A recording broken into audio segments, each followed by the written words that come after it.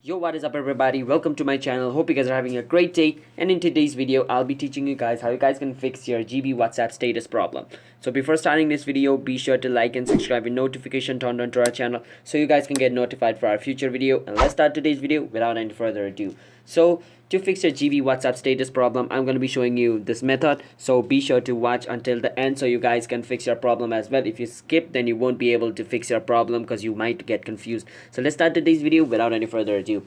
So to fix your GB WhatsApp status problem, so basically how the status problem arises. First thing, if your internet is slow. If your internet is slow, then your status won't be shown to the other person.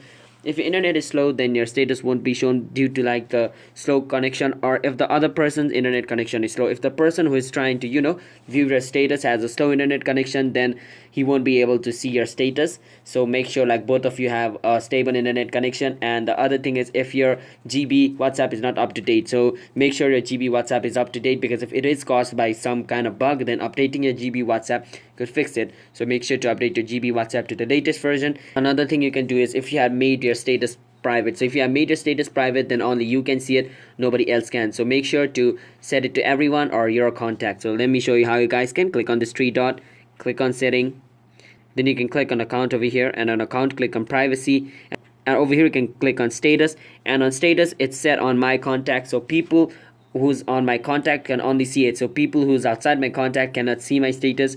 So make sure it is set on my contact and click on done. And after you set it on over here, go back, close your GB WhatsApp. After closing your GB WhatsApp, open it again, and this should fix our problem. So that's basically it. So if you guys found this video helpful, then be sure to like and subscribe with notification on so you guys can get notified for our future video. And if you guys have any question related to this video, feel free to comment down below. We'll help you and solve your problem.